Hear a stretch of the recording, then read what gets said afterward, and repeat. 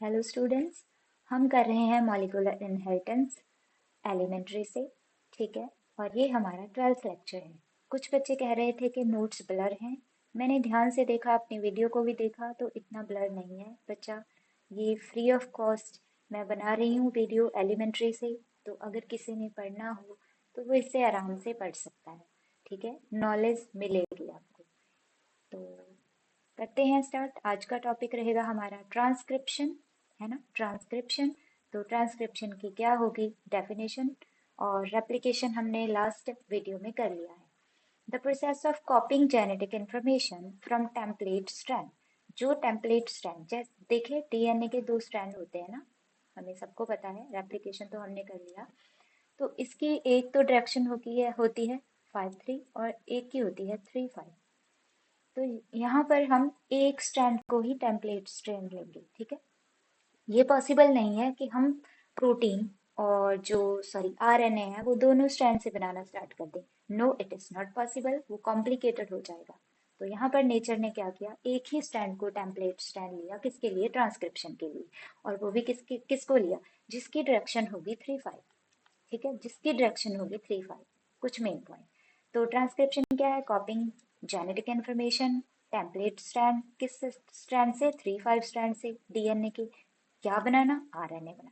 ठीक है, synthesis of RNA from the template strand of DNA we called transcription.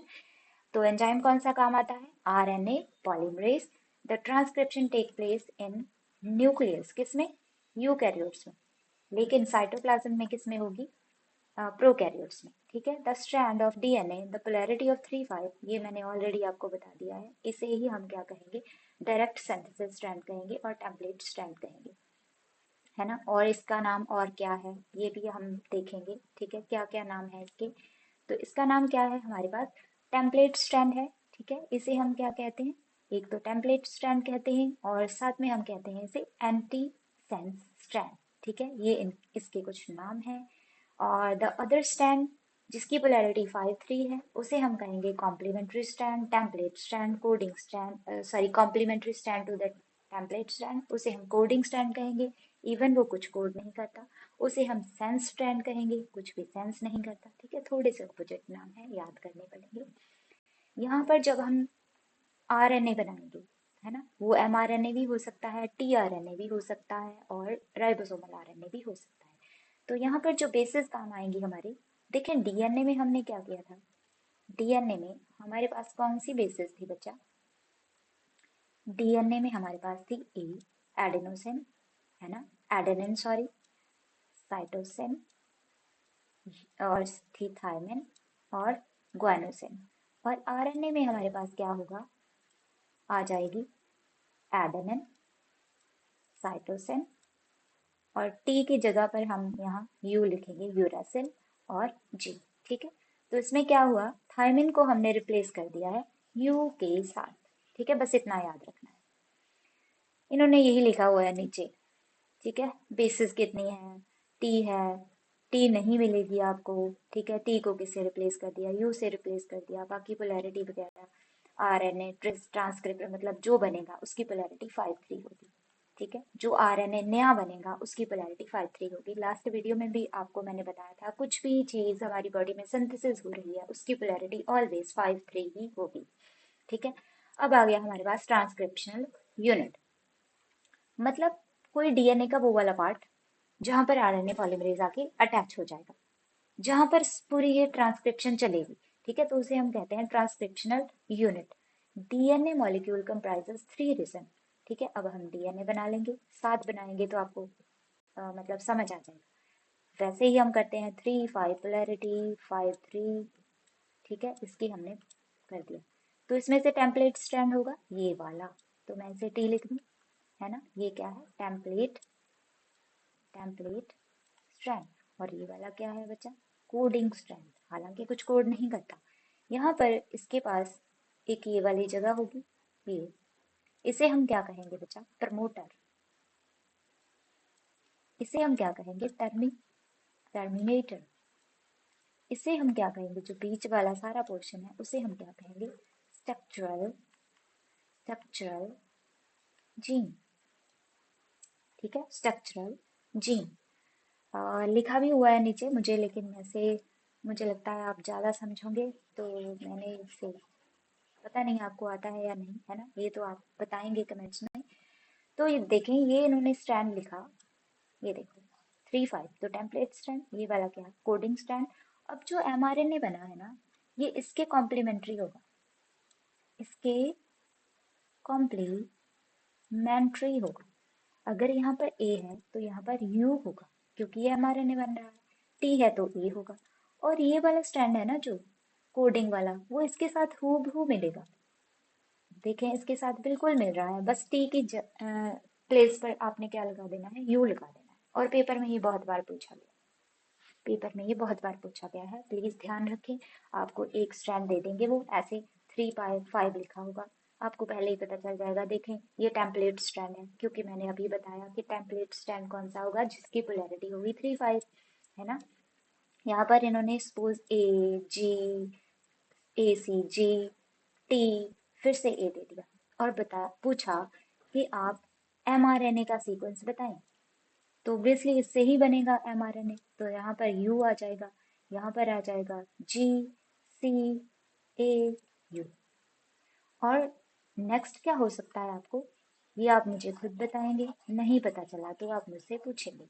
जैसे आपको उन्होंने पोलैरिटी दे दी 5 3, और इसका सीक्वेंस दे दिया हमने, इन्होंने TACCG, इसके बाद ए। अब आपको mRNA का सीक्वेंस बताना है, ठीक है। ये मैंने कौन सा टेम्पलेट स्टैंड दिया, सॉरी, ये मैंने कौन सा स्टैंड दिया, क्या ये टेम्पलेट है? ध्यान से देखें इसकी पोलैरिटी, पोलैरिटी से आपको पता चल जाएगा कि ये टेम्पलेट है या नहीं, ठीक है। यहाँ तक ये आपका क्वेश्चन है, कर लेना, ठीक है। और कमेंट्स में इसका आंसर भी दे देना। और इसके बाद आ गया हमारे पास, ये हो गई प्रमोटर यूनिट, पेपर में आया है कई बार बनाने के लिए, तो आप बना देना। जैसे ये 3 5 हो रही है ना। यहाँ पर देखें, ये टेम्पलेट स्ट्रैंड है, और यहाँ पर ये कोडिंग स्ट्रैंड है, एक यूनिट है, यहाँ पर प्रमोटर है। प्रमोटर का क्या फंक्शन है, तो यहाँ पर आरएनए पॉलीमरेज आके लग जाएगा, यहाँ पर नया जो ट्रांसक्रिप्ट बनना है वो बन जाएगा, यहाँ पर आके आरएनए पॉलीमरेज रुक जाएगा, क्योंकि इसके आगे नहीं जा पाएगा। यहाँ पर एक रो फैक्टर होता है, इसे आगे नहीं जाने देता, तो यहाँ पर प्रोसेस रुक जाएगी, ठीक है। सो ये है ट्रांसक्रिप्शनल यूनिट, ठीक है। यहाँ से ट्रांसक्रिप्शन स्टार्ट होती है, देखें यहाँ से स्टार्ट होती है, कहाँ से, प्रमोटर से, यहाँ पर चलती रहती है, यहाँ पर रुक जाती है, तो इसे हम कहते हैं ट्रांसक्रिप्शनल यूनिट। यहाँ पर जो प्रमोटर रीजन है ना, वो आप देखें, ये कोडिंग स्ट्रैंड है ना, कोडिंग स्ट्रैंड, इसके किस साइड है, 5 साइड, ठीक है। अब हम प्रमोटर रीजन पढ़ते हैं। तो the region DNA molecule to which RNA polymerase bind, जहां पर आके आरएनए पॉलीमरेज बाइंड कर जाता है, कहाँ होता है, लेफ्ट साइड, देखिए लेफ्ट साइड, ठीक है, साइड की लेफ्ट साइड। और फिर बीच में स्ट्रक्चरल जीन है, जो क्या करते हैं, कोड करते हैं, ठीक है। एंड ये किस साइड है बच्चा, ये प्रमोटर रीजन किस साइड है, 5 एंड, किसका, कोडिंग स्ट्रैंड का, ठीक है। कोडिंग स्ट्रैंड का 5 एंड, और टेम्पलेट का कौन किस साइड है, 3 एंड। ये आपने लिखना है प्रमोटर में, ठीक है। अब इसके बाद इन्होंने कहा कि बहुत सारे ट्रांसक्रिप्शन फैक्टर हैं जो पार्टिसिपेट करते हैं प्रमोटर में, लगते हैं आके। In eukaryotes the promoter has eighty rich, eukaryotes में ये एटी रिच होता है, ठीक है। तो हम इसे गोल्डबर्ग हॉगनेस बॉक्स भी कहते हैं। The area has group to specific protein component, ठीक है। यहाँ पर क्या होगा, एरिया है जिसमें क्या होगा, स्पेसिफिक प्रोटीन आके कंबाइन करेंगे। टाटा बॉक्स कह देते हैं हम इसे, प्रिब्नो बॉक्स कह देते हैं, डिस्कवरी किसने की थी, प्रिब्नो ने की थी। हॉगनेस बॉक्स क्यों कहते हैं, क्योंकि हॉगनेस ने डिस्कवर किया था। यूकैरियोट्स में क्या है, और भी बहुत सारे इनहेंसर्स हैं जो उसे क्या करते हैं, प्रमोट करते हैं, ठीक है। तो अब इन्होंने लिखा है, in eukaryotes the promoter has eighty rich, जिसे हम टाटा बॉक्स कहते हैं, ठीक है। और टाटा को ही हम प्रिग्नोवैक्स कहते हैं। अब इसे निकाल कर लिख लो, यूकैरियोट्स में उसे क्या है, कहते हैं हम, यस, टाटा बॉक्स। और प्रोकैरियोट्स में हम prokaryotes and Hogness box discovered by Hogness, है ना। अब जो ये बॉक्सेस है ना, इन्होंने कहा है कि कुछ स्पेसिफिक यूकैरियोट्स हैं, प्रोकैरियोट्स में है। तो इन्होंने डिस्कवर किसने किया था, ये इनका नाम साइंटिस्ट के ऊपर है, ठीक है, साइंटिस्ट के ऊपर है।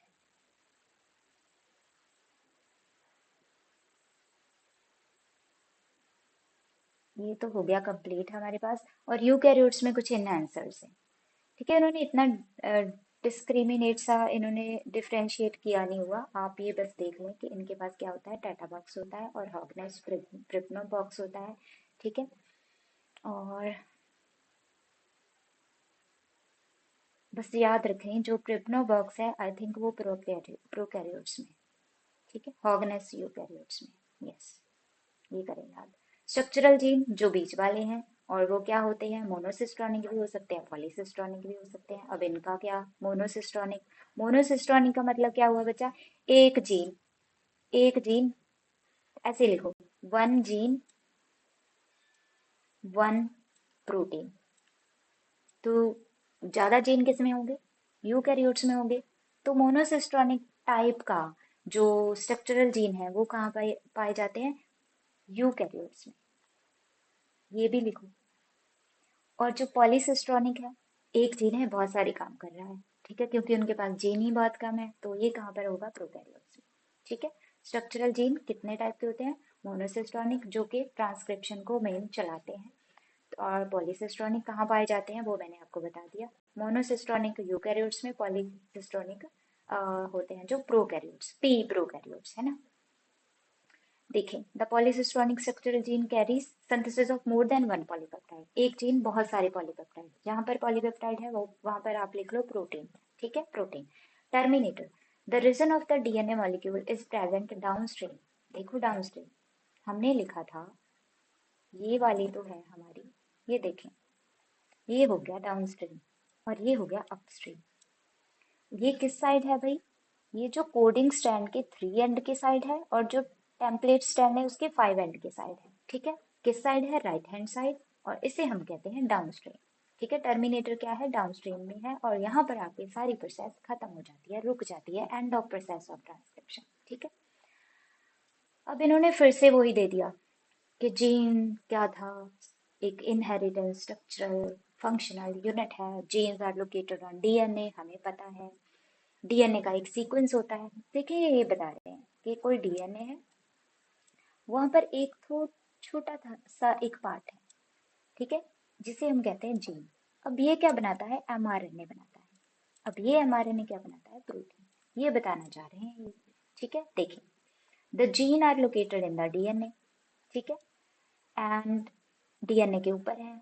तो जीन टर्म क्या क्या मतलब है, इसका मतलब कोई सीक्वेंस है डीएनए का, और वो सीक्वेंस जो कोड करता है, जो बनाता है, डीएनए का वो सीक्वेंस जो बनाता है टीआरएनए, राइबोसोमल आरएनए, एमआरएनए, तो उसी को हम क्या कहते हैं, जीन, ठीक है। सिस्ट्रॉन भी क्या हो गया बच्चा, एक डीएनए है, उसका कोई पार्ट है जो क्या बना रहा है, एमआरएनए, ठीक है। Cistron is defined as the functional unit of gene. Gene का, जीन कहाँ पर है, डीएनए का एक सेगमेंट जो कोड कर रहा है किसे, एक प्रोटीन को, प्रोटीन से पहले एमआरएनए को। बस इतना याद रखो कि डीएनए का एक सेगमेंट है जो क्या बना रहा है, पॉलीपेप्टाइड, कोई प्रोटीन बना रहा है, उसे हम कहेंगे सिस्ट्रॉन, ठीक है। The structural gene of transcriptional unit, monocistronic, अभी मैंने बताया मोनोसिस्ट्रॉनिक किस में होंगे भाई, मोनोसिस्ट्रॉनिक किस में होंगे, साथ साथ आप बोलें, अगर पढ़ा है मेरे साथ तो बोलेंगे ही, है ना। मोनोसिस्ट्रॉनिक कहाँ पर होंगे भाई, यूकैरियोट्स, एक प्रोटीन, सॉरी एक जीन एक ही प्रोटीन। पॉलीसिस्ट्रॉनिक कहाँ होंगे, प्रोकैरियोट्स में, ठीक है। मोनोसिस्ट्रॉनिक जीन सिंथेसिस इन क्या करते हैं, एक प्रोटीन ही बनाते हैं। पॉलीसिस्ट्रॉनिक क्या करते हैं, डिफरेंट प्रोटीन बना देते हैं। अब अगर हम इसे बनाएं, जैसे कोई डीएनए है, यहाँ पर इन्होंने क्या बनाया, एक जीन बना दिया। देखो, ये एमआरएनए था, यहाँ पर एक डीएनए था, ये है सिस्ट्रॉन, एक ही बना, ठीक है। इसमें ए बी सी डी, देखें इतने सारे पॉलीपेप्टाइड्स बन गए, इतने सारे पॉलीपेप्टाइड बन गए तो हम उसे क्या कहेंगे, पॉलीसिस्टोन। कहाँ पर, यूकैरियोट्स। अब जहां पर हम यूकैरियोट्स की बात करेंगे वहां पर एक ही एंड में पॉलीपेप्टाइड और जीन है जो बना, ठीक है, वो सेगमेंट से एक ही जीन काम कर रहा है, तो उसे हम क्या कहेंगे बेटा, मोनोसिस्टोनिक। और वो है यूकैरियोट्स में, पी से याद रख लो, पी प्रोकैरियोट्स एंड जो है मोनो मोनो है यूकैरियोट्स में। अब इन्होंने कहा कोडिंग सीक्वेंस है, वो क्या बनाएगा, पहले क्या बनाएगा, आरएनए बनाएगा। जैसे ये सेगमेंट था डीएनए का जिसे मैंने बोला सिस्ट्रॉन, उसने बनाया एमआरएनए, है ना। तो ये प्रोकैरियोट्स में कैसा आ जाएगा बच्चा, जो एमआरएनए एक बना है उसमें ना कुछ पार्ट जो काम का नहीं होगा, इसीलिए हम इसे कहते हैं स्प्लिट जीन। उसमें ना कुछ एंट्रोन्स होंगे, इंट्रोन्स, वो हमारे काम के नहीं है, ठीक है। ये एन है, intron, I N, intron, introns हमारे काम के नहीं हैं। जो एक्सोन्स हैं ये वाले, ये हमारे काम के हैं, इसीलिए हम इस जीन्स को जो बना है उसे हम स्प्लिट जीन कह देते हैं, कि हमारे पास कुछ कुछ चीजें काम की हैं, कुछ चीजें काम की नहीं है, ठीक है। तो अब हम करते हैं, देखें, the exons are interrupted by intron. जो हमारे पास आरएनए बना है उसके पास एक्सोन भी है और इंट्रोन। इंट्रोन हमारे काम का नहीं है, एक्सोन हमारे काम का है, तो हम इंट्रोन को रिमूव कर देंगे, ठीक है। तो लेकिन प्रोकैरियोट्स में ऐसा नहीं होता, उसमें जो बनता है ना आरएनए वो काम का ही होता है सारा। लेकिन यूकैरियोट्स में हम उसकी क्या करते हैं, मॉडिफिकेशन करते हैं। अब आ गया रिक्वायरमेंट मटेरियल, हमें ट्रांसक्रिप्शन के लिए क्या क्या चाहिए। सबसे पहले तो हमें एंजाइम चाहिए, जैसे हमने रेप्लिकेशन में पढ़ा था। कौन सा, आरएनए पॉलीमरेज। डीएनए टेम्पलेट चाहिए, कौन से वाला, 3' वाला, जिसकी डायरेक्शन ये हो। हमारे पास राइबोन्यूक्लियोटाइड ट्राइफॉस्फेट होनी चाहिए, कौन सी, एडिनोसिन वाली होनी चाहिए, साइटोसिन होनी चाहिए, गुआनोसिन होनी चाहिए, ठीक है, यूरिडिन होनी चाहिए, यूरासिल वाली। डाइवेलेंट, ये आरएनए पॉलीमरेज को हेल्प करता है, मैंगनीज हेल्प करता है, ठीक है भाई। नो प्राइमर, देखें, प्राइमर क्यों चाहिए होगा, हमने अभी आरएनए ही बनाना है, ठीक है, आरएनए ही बनाना है, वहां पर तो हमने डीएनए बनाना था रेप्लिकेशन में, इसीलिए रेप्लिकेशन में हमें प्राइमर चाहिए, यहाँ पर हमें कोई प्राइमर नहीं चाहिए। आरएनए पॉलीमरेज प्रोकैरियोट्स में तो एक ही सारे काम कर देता है, प्रोकैरियोट्स में सिंगल पॉलीमरेज ही सारा काम कर देता है, लेकिन यूकैरियोट्स में ये तीन है। आरएनए पॉलीमरेज, ये भी डीएनए डिपेंडेंट है। क्यों डीएनए डिपेंडेंट है, क्योंकि इन्हें क्या चाहिए बच्चा, इन्हें चाहिए टेम्पलेट, तो ये डीएनए डिपेंडेंट है, ठीक है। और जो यूकैरियोट्स होंगे बच्चा, उसमें कितने आरएनए पॉलीमरेज होंगे, तो RNA polymerase first, RNA polymerase second, RNA polymerase third, ठीक है भाई। और जो प्रोकैरियोट्स होगा उसमें एक सिंगल से हम सारा काम ले लेंगे। अब देखें, आरएनए पॉलीमरेज फर्स्ट, इसमें एक फैक्टर है जिसे हम कहते हैं सिग्मा फैक्टर। अब अगर RNA polymerase plus sigma factor जुड़ जाएं तो हमारी प्रोसेस स्टार्ट हो जाएगी, स्टार्ट, ठीक है, क्या हो जाएगी, प्रोसेस मतलब ट्रांसक्रिप्शन स्टार्ट हो जाएगी। जब ये सिग्मा, ये वाला फैक्टर हमने क्या कर दिया, रिमूव, तो आरएनए पॉलीमरेज दौड़ता हुआ स्ट्रक्चरल जीन पर जाएगा और जो पॉलीपेप्टाइड की चेन बनी है, सॉरी, जो आरएनए बना है, ठीक है, उसे क्या करता जाएगा, लेंथ वाइज बड़ा करता जाएगा, ठीक है। तो फिर इसके बाद जब ये बड़ा हो गया तो यहाँ पर फिर से आरएनए पॉलीमरेज के साथ आके एक फैक्टर लग जाएगा जिसे हम कहते हैं रो फैक्टर, जिसे हम कहते हैं रो फैक्टर। उससे क्या होगा, आरएनए पॉलीमरेज को वो वहीं रोक देगा, ठीक है। तो फिर क्या हो जाएगी, टर्मिनेशन। दोबारा सुने, आरएनए पॉलीमरेज जब सिग्मा के साथ है तो इनिशिएशन होती है, प्रोसेस स्टार्ट हो जाती है। जब सिग्मा फैक्टर रिमूव हो जाता है तो हम उसे कहते हैं इलोंगेशन, वो बढ़ने लग जाता है, ठीक है। और जब फिर इसके बाद ये रो फैक्टर आ जाता है, ठीक है, उसे हम क्या कहते हैं, रो फैक्टर जब आ जाता है तो हम उसे कहते हैं टर्मिनेशन फैक्टर, ठीक है। जब हम सिग्मा फैक्टर को, जैसे हमने कहा ना, R N A polymerase plus sigma factor, ठीक है। अब हम सिग्मा फैक्टर को ये निकाल दें, अकेला आरएनए पॉलीमरेज हो तो उसे हम कोर एंजाइम कहते हैं। अकेले पॉलीमरेज को, आरएनए पॉलीमरेज को हम क्या कहते हैं, कोर एंजाइम, ठीक है भाई। अब इन्होंने डिफरेंसेस दिए हुए हैं, क्योंकि हम एलिमेंट्री से कर रहे हैं, कुछ भी मत छोड़िए, ठीक है। कुछ दो चार डिफ्रेंसिएशन डिफरेंसेस हम कर लेते हैं। देखिए, पॉलीमरेज तो, डीएनए पॉलीमरेज तो रेप्लिकेशन करवाता है, आरएनए पॉलीमरेज ट्रांसक्रिप्शन करवाता है। इसे प्राइमर चाहिए, इसे प्राइमर नहीं चाहिए। इसमें हमारे डीएनए पॉलीमरेज में हम दोनों स्ट्रैंड को काम में लगाते हैं, लेकिन हम आरएनए पॉलीमरेज में एक ही स्ट्रैंड लेते हैं जिसकी पोलैरिटी होती है 3 5। That's it. 3 4 पॉइंट काफी हैं क्योंकि हम बोर्ड के एग्जाम की प्रेपरेशन कर रहे हैं। इसके बाद आ गया अपने अपने पास प्रोसेस ऑफ ट्रांसक्रिप्शन। प्रोसेस किसमें? प्रोकैरियोट्स में। प्रोकैरियोट्स में क्या हुआ, ये प्रोसेस होती है साइटोप्लाज्म में। पहला point, DNA dependent RNA polymerase आ जाता है, फिर ये कैटालाइज करता है सारी प्रोसेसेस को, हर तरह का एमआरएनए बना लेगा। देखो एमआरएनए भी बना लेगा, टीआरएनए भी, राइबोसोमल, हर तरह का। ठीक है, और जो प्रोसेस कंप्लीट होती है वो 3 स्टेप में हो जाती है, इनिशिएशन, एलोंगेशन, टर्मिनेशन। बस इनिशिएशन में क्या होता है, RNA polymerase reaches the promoter. RNA polymerase जो यहाँ पर एक प्रमोटर था वहां पर रीच कर गया, ठीक है, पहुंच गया। और वहां पर आइडेंटिफाई कैसे करेगा वो प्रमोटर को? आइडेंटिफाई करने के लिए वहां पर हमें चाहिए सिग्मा फैक्टर। आरएनए पॉलीमरेज के पास एक सिग्मा फैक्टर है जो क्या करेगा, रिकॉग्नाइज करवाएगा। एंजाइम रिकॉग्नाइज किसे? प्रमोटर को। ठीक है, by the sigma factor. RNA polymerase को बताएगा कि ये रहा प्रमोटर, तो इसीलिए हम इसे इनिशिएशन फैक्टर कहते हैं। It uses nucleoside triphosphate as a substrate. यहाँ पर हम न्यूक्लियोसाइड के साथ ट्राइफॉस्फेट लगा रहे हैं, ये हम टेम्पलेट की तरह यूज करेंगे। और क्या करेंगे, यहाँ पर आरएनए बनाना स्टार्ट कर देंगे। किसके कॉम्प्लीमेंट्री? टेम्पलेट स्ट्रैंड के। ठीक है, इसके बाद इन्होंने कहा कि बस थायमिन की जगह एडिनोसिन के साथ क्या लग जाएगी, यूरासिल। ठीक है, अपनी लैंग्वेज में आप ये कर लेना, समझ आपको आ गया होगा। इनिशिएशन क्या में क्या है, आरएनए पॉलीमरेज है जो सिग्मा फैक्टर के साथ आ जाता है और सिग्मा फैक्टर उसे रिकॉग्नाइज करवाता है कि कहाँ प्रमोटर रीजन है, और वहां पर आरएनए पॉलीमरेज लग जाता है और स्टार्ट कर देता है प्रोसेस को, और न्यूक्लियोसाइड ट्राइफॉस्फेट यूज करने स्टार्ट कर देता है। कौन से वाले? एडिनोसिन और यूरासिल, ग्वाइनोसिन और साइटोसिन। ठीक है, ये वाले। अब देखिए यहाँ पर इनिशिएशन हो गई है, ये देखो सिग्मा फैक्टर आ गया। एलोंगेशन में क्या हुआ, सिग्मा फैक्टर रिमूव हो गया और ये बनना स्टार्ट हो गया। कहाँ पर? स्ट्रक्चरल जीन पर। ठीक है, ये बन गया। और यहाँ पर रो फैक्टर देखे साइटोप्लाज्म में पड़ा है ना। और ये आकर पॉलीमरेज के साथ जब ही बाइंड कर गया, यहाँ पर ये देखे रो फैक्टर है, ठीक है, बाइंड कर गया तो ये जो ट्रांसक्रिप्ट है, ट्रांसक्रिप्ट मतलब नेसेंट आरएनए, नया आरएनए जो बना वो बाहर निकल जाएगा। अभी हम एलोंगेशन भी पढ़ लेते हैं। एलोंगेशन, ठीक है, एलोंगेशन करते हैं हम। Elongation the RNA polymerase core enzyme. अब सिग्मा फैक्टर रिमूव हो गया, उसके पास क्या होना चाहिए, कैटालाइज, मतलब उससे हेल्प करने के लिए अब आ गया मैग्नीशियम, ये प्रोसेस को कैटालाइज करेगा। As enzyme move along the DNA template. DNA template 3 5 वाला, वहां पर आरएनए पॉलीमरेज मूव करेगा और जो आरएनए चेन बन रही है उसे बहुत लॉन्ग कर देगा। ठीक है, और ये तब तक चलता रहेगा जब तक टर्मिनेटर ना आ जाए।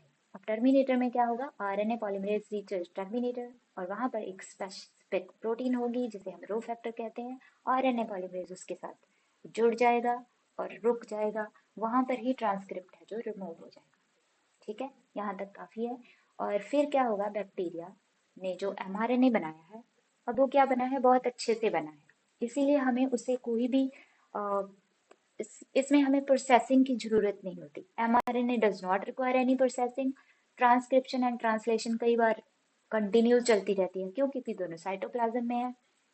जब भी ट्रांसक्रिप्शन स्टार्ट हुई, थोड़ा सा ट्रांसक्रिप्ट बना, उसके साथ ही ट्रांसलेशन स्टार्ट हो जाती है। मतलब वो जो छोटा सा ट्रांसक्रिप्ट है वो क्या बनाना स्टार्ट कर देगा, प्रोटीन भी बनाना स्टार्ट कर देगा साथ के साथ। ठीक है, तो हम इसे क्या बोलते हैं, कपल्ड रिएक्शन। ठीक है, कपल्ड। और ट्रांसक्रिप्शन और ट्रांसलेशन क्या हो रही है, साथ साथ हो रही है, किसमें? प्रोकैरियोट्स में। तो ये प्रोकैरियोटिक ट्रांसक्रिप्शन हमने खत्म कर लिया। अब नेक्स्ट आ गया transcription in eukaryotes.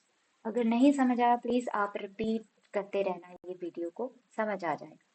Transcription in eukaryote, transcription in eukaryotes. तो यहाँ पर ये थोड़ी सी कॉम्प्लेक्स है उससे। और eukaryotic transcription occur inside the nucleus, वहां पर किसके पास किस में हो रही थी, साइटोप्लाज्म में। और ये किस में हो जाती है, माइटोकॉन्ड्रिया और प्लास्टिड में होती है। ठीक है, कब होती है, G1 और G2 phase of cell cycle. ठीक है, आरएनए पॉलीमरेज यूकैरियोट्स में कितने टाइप के हैं, 3 type. RNA polymerase first, RNA polymerase second, RNA polymerase third. जो फर्स्ट है वो क्या बनाता है, राइबोसोमल आरएनए, सब टाइप का, 28S, 18S, 5.8S। ठीक है, सेडिमेंट, ये सेडिमेंटेशन इसकी रेट के अकॉर्डिंग इन्होंने लिखा हुआ है। और याद रखना है आपको, इतना भी याद रख लो कि ribosomal sorry RNA polymerase first क्या बनाता है, राइबोसोमल आरएनए, सेकंड क्या बनाता है, मैसेंजर आरएनए, और हेट्रोजीनस मतलब डिफरेंट लेंथ की होते हैं, हेट्रोजीनस न्यूक्लियर आरएनए, है ना, डिफरेंट लेंथ, तो इसका नाम हमने HNRNA लिख दिया, हेट्रोजीनस न्यूक्लियर आरएनए। और आरएनए पॉलीमरेज थर्ड क्या बनाता है, ये बनाता है ये टीआरएनए, ठीक है, ट्रांसफर वाला ये जो आरएनए है वो बना देता है, ठीक है भाई, ये याद रखना है आपने। इसके बाद क्या होता है भाई, प्रोसेस स्टार्ट, इनिशिएशन। इनिशिएशन में भी क्या हुआ, इसके पास भी कुछ ऐसे हैं, इनहेंसर्स हैं, कुछ हम कह सकते हैं कुछ प्रोटीन्स ऐसी हैं जो रिकॉग्नाइज करवाती हैं किसी प्रमोटर को, सेम एज प्रोकैरियोट, है ना। यहाँ पर एक प्रमोटर रीजन है, वहां पर क्या हुआ, आकर आरएनए बाइंड हो गया और स्टार्ट प्रोसेस होगी, वो सेम रहेगी डायग्राम, ठीक है बच्चा, सेम डायग्राम। ये डायग्राम तब की है जब हमने टर्मिनेशन कर ली और हमारे पास जो आरएनए बना यूकैरियोट्स में वो इस टाइप का बना। प्लीज आप साथ साथ बनाएं, ठीक है, कैसे बनाएं, ऐसे, जो हमारे पास आरएनए बना वो कैसा बना, ये देखें, इसमें क्या है, एक्सोन्स हैं, इंट्रोन्स हैं, इंट्रोन्स हैं, एक्सोन्स हैं, ठीक है, ऐसे। और अब ना हम इसे थोड़ा स्टेबलाइज करने के लिए प्रोसेसिंग करेंगे।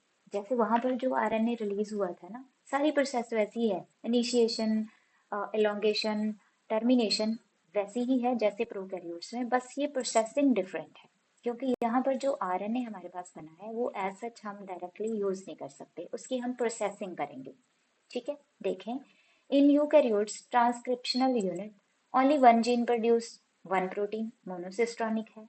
Initiation transcription required protein transcriptional factor, sigma factor यहाँ पर नहीं होता, ट्रांसक्रिप्शनल कुछ और फैक्टर्स होते हैं, ठीक है, कोई प्राइमर की हमें जरूरत नहीं है। फिर बस ऐसे इन्होंने कहा कि ये कपल्ड भी नहीं है, ठीक है, पहले ट्रांसक्रिप्शन होगी फिर ट्रांसलेशन होगी, और ट्रांसक्रिप्शन कहाँ होगी, न्यूक्लियस में होगी, और जो ट्रांसलेशन है वो कहाँ होगी, साइटोप्लाज्म में, ठीक है।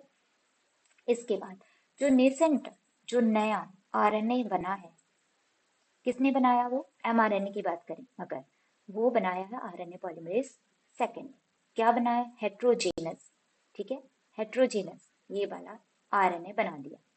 अब क्या होगा, ये प्राइमरी ट्रांसक्रिप्ट है, ठीक है, अब इसमें कुछ अनवांटेड सीक्वेंस है, याद रखना, जो अनवांटेड सीक्वेंस है उसे हम कहेंगे इंट्रोन, और जो वांटेड सीक्वेंस है जो हमें जरूरत है उसे हम कहेंगे एक्सोन। अब हमने इस एमआरएनए को फंक्शनल एमआरएनए में कन्वर्ट करना है, ठीक है, तो हम करते हैं। पहले तो जो एमआरएनए हमें मिला था, यहाँ पर देखिए, सपोज करो यहाँ मैं बना रही हूँ एक एमआरएनए हमें मिला, उसकी मैं कैपिंग करूंगी, ये 5'3" की डायरेक्शन, वैसे भी मैंने बताया नई चीज बनती 5'3" डायरेक्शन होती है, यहाँ पर मैं इसकी कैपिंग करूंगी, मतलब इस साइड में लगाऊंगी ग्वाइनोसिन ट्राई फॉस्फेट, ठीक है, ग्वाइनोसिन GPP, PP क्यों, ट्राइफॉस्फेट, ठीक है। तो यहाँ पर 5 एंड पर मैं करूंगी कैपिंग, कैपिंग का मतलब क्या है, ताकि ये डिग्रेड ना हो, ठीक है, ये डिग्रेड ना हो, कोई चीज न्यूक्लियस, न्यूक्लियस मतलब कुछ एंजाइम पड़े हैं न्यूक्लियस में, वो इसे कहीं खत्म ना कर दे, ठीक है, तो हम क्या करेंगे, इसकी प्रोटेक्शन के लिए 5 एंड पे क्या करेंगे, कैपिंग करेंगे। अब आपको पेपर में ये आएगा कि कैपिंग किसकी करेंगे, तो क्या करेंगे, मिथाइल ग्वाइनोसिन ट्राइफॉस्फेट से, ठीक है, मिथाइल ग्वाइनोसिन ट्राइफॉस्फेट, इसे आप ऐसे भी लिख सकते हैं GPPP और ट्राइफॉस्फेट, जैसे मन करे लिखे, ठीक है। Methylated cap protect the mRNA किससे, किससे, डिग्रेडेशन ऑफ न्यूक्लियस, कुछ एंजाइम पड़े हैं न्यूक्लियस में उससे, ठीक है। और क्या करता है, बाइंडिंग साइट भी प्रोवाइड करता है, कब, जब जाके ये राइबोसोम के साथ बाइंड करेगा, ठीक है। एक तो ये प्रोसेस होगी, फिर होगी टेलिंग। अब 3 साइड में ना हम इसके 200 और 300, 200 और 300 क्या करेंगे, एडेनिन ऐड कर देंगे, यहाँ पर बहुत सारी एडेनिन ऐसे ऐड कर देंगे, ऐसे 200 300, ठीक है। चलो यहाँ से पढ़ते हैं, टेलिंग ऑफ 3 एंड, टेलिंग और polyadenylation is adding of poly A chain, मतलब एडेनिन चेन, किसके 3 एंड ऑफ ये वाला जो आरएनए अभी बना है जिसकी स्ट्रक्चर क्या है, हेट्रोजेनस है, ठीक है। फिर with help of the poly A polymerase, ये एंजाइम है, हम एडेनिन ऐड करते जाएंगे। किस साइड, टेल की साइड। इसे हम इसीलिए बोलते हैं टेलिंग। कितने एडेनिन एडोनिन एडोनेट रेजिड्यू और एडेनिन ऐड करेंगे, 200 टू 300। इसे हम कहते हैं पॉली एडेनाइलेशन। पेपर में आपको ये आ सकता है, पॉली एडेनाइलेशन। ये भी क्या करता है, प्रोटेक्ट करता है थ्री एंड को, मतलब थर्ड एंड को। किससे, एक्सो न्यूक्लियस। एक्सो न्यूक्लियस जो किनारे से इसे काट सकते हैं, ऐसे एंजाइम। फिर आ गया हमारे पास स्प्लाइसिंग, ठीक है। नेक्स्ट है स्प्लाइसिंग। जो हमारे पास ये सेगमेंट है, इसे ना मैं अलग कलर से बता देती हूँ आपको। यहाँ पर कुछ ऐसे सेगमेंट पड़े हैं। सपोज करो ये वाले हैं इंट्रॉन्स, ठीक है, इंट्रॉन्स, इंट्रॉन्स। और ये वाला जो ब्लू वाला है ये है एक्सॉन, एक्सॉन। तो हम क्या करेंगे, अब हमारे पास कुछ ऐसे भी सेगमेंट्स हैं जो हमें नहीं चाहिए, ठीक है, तो हम उसे क्या करेंगे, remove. Splicing is the process of removal of intron, ठीक है, थ्रू, कैसे, कटिंग। फिर इसके बाद कट किसे कर रहे हैं, एंट्रोन्स को बाहर निकाल रहे हैं, ठीक है। और एक्सॉन को क्या करेंगे, ज्वाइन कर देंगे। Introns are removal with help of SNRP, snurps, ठीक है। S N small nucleolar RNA जो होता है इसे हम कहते हैं, ठीक है, स्नर्प्स। इसके साथ हम इसे काट कर बाहर निकाल देंगे। फिर इसके बाद जो एक्सॉन है उसे जोड़ेंगे किसके साथ, लाइगेज के साथ। दोबारा सुने, स्प्लाइसिंग क्या है, removal of intron and joining of exon. Exon जोड़ेंगे किसके साथ, लाइगेज के साथ। एंट्रोन बाहर कैसे निकालेंगे, स्नर्प्स के साथ, बस, ठीक है। सो इसके बाद हमारे पास फुल्ली HNRNA क्या हो गया, अब mRNA हम इसे कह सकते हैं। और ये क्या है, अब फंक्शनल है। अब ये फंक्शन करने के लिए रेडी है, ठीक है। अब ये क्या करेगा, प्रोटीन बनाने के लिए रेडी है। और इस सारी प्रोसेस को हम क्या कहते हैं, प्रोसेसिंग ऑफ आरएनए। पहले को हमने क्या कहा, कैपिंग, फिर कहा टेलिंग, फिर कहा सप्लाई, ठीक है। और इसकी डायग्राम हम बुक से कर लेते हैं, वेट पहले देख लें और क्या रह गया। चलो आरएनए वर्ल्ड में नेक्स्ट वीडियो में करवाऊंगी, ज़्यादा लंबी हो जाएगी। ये देखें यहाँ पर 5 एंड के पास हमने क्या लगा दी, कैपिंग कर दी। 3 एंड पे हमने क्या कर दिया, पॉली एडेनाइलेशन, ए काफ़ी सारी। और यहाँ पर हमने ये देखी, ये हैं एंट्रोन्स, इसे हमने क्या कर दिया, रिमूव कर दिया, ठीक है। जब हमने एंट्रोन को रिमूव किया, एक्सॉन को जोड़ा, तब हमें स्नर्प चाहिए थे। स्नर्प क्या करते थे, रिमूव करते थे एंट्रोन को, और जोड़ता कौन था इसे, एक्सॉन को, ligase. So this is all about transcription. आज हमने किया प्रोकैरियोटिक एंड यूकैरियोटिक ट्रांसक्रिप्शन। मैं मान के चलूंगी कि आपको समझ आ जाएगा, तो आप ये वीडियो रिपीट कर सकते हैं बच्चा। और अगर किसी को कोई प्रॉब्लम हो टीचिंग मेथड में, तो आप मुझे कमेंट्स में बता सकते हैं, ठीक है। मैं उसमें गौर करूँगी, इम्प्रूव करूँगी। तो this is all about transcription, prokaryote and eukaryotes. Thank you.